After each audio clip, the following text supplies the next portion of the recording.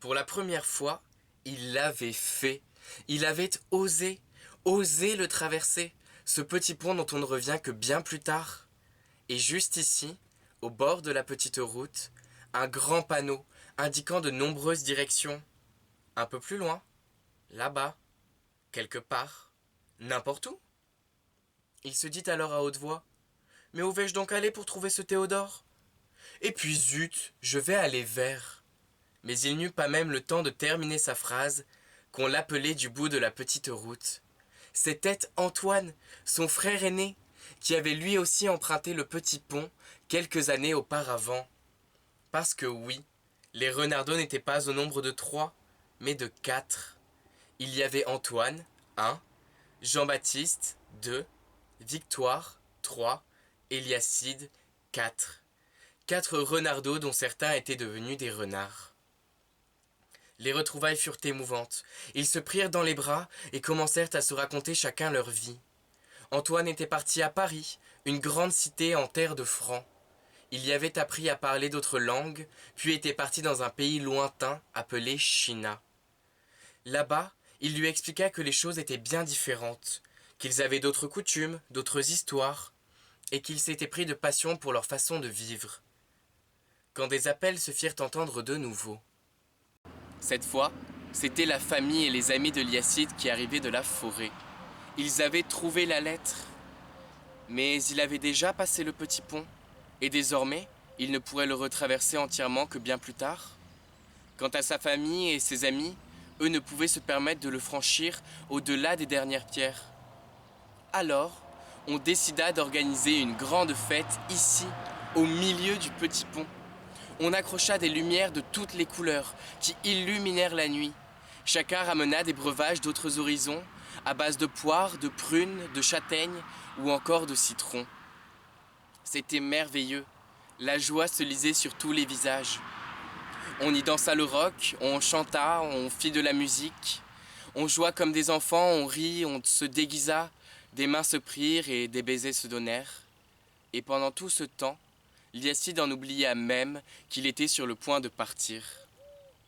C'était la fête la plus mémorable qui n'ait jamais été donnée sur le petit pont dont on ne revient que bien plus tard. Tous étaient tellement heureux que les festivités durèrent 3 jours. Puis vint le moment de se dire au revoir. Alors on se prit une dernière fois dans les bras, on se dit qu'on s'aimait et qu'on allait se manquer. Les parents de Liacide l'accompagnèrent même, jusque sur la dernière pierre du bout du pont. Et il se mit à marcher. Il avait choisi où aller. Il irait un peu plus loin. Little School le suivait tranquillement quand Liacide s'arrêta net, les yeux écarquillés. Il venait d'arriver à la mer. Face à ce géant sur lequel se reflétait le soleil, Liacide se trouva tout ému. Il s'assit là, sans dire un mot, impressionné par la force des vagues qui venaient lécher les pierres sous ses pieds. Il contempla longtemps, si longtemps que le soleil finit par s'effacer pour laisser place à la nuit. À ce moment-là, il éclata de rire, puis se mit à pleurer et à rire de nouveau. Chaque parcelle de son corps devint une larme, pourtant il riait.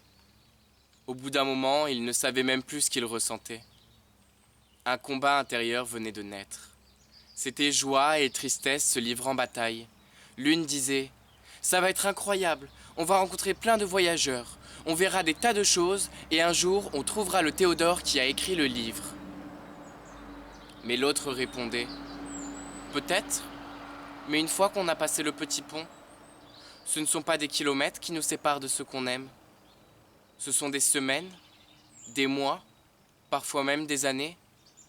Et puis d'abord le Théodore, on ne sait pas qui il est, ni où il est.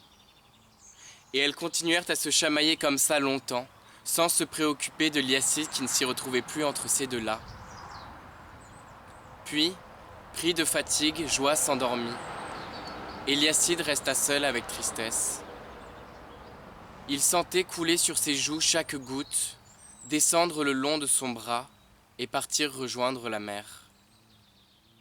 Et à son tour, il s'endormit là, la tête sur Little School et les pieds dans le sable. Au matin, Il fut réveillé par joie et tristesse qui se chamaillaient de nouveau. Alors Lyacide prit les devants afin de les raccommoder.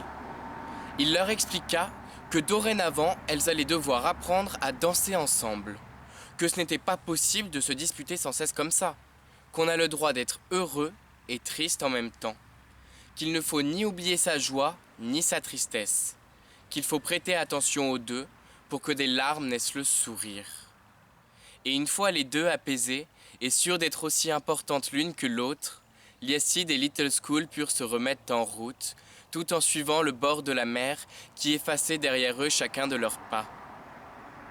Une voix familière vint murmurer à l'oreille de Lyacide. Et la suite, dans quelques jours.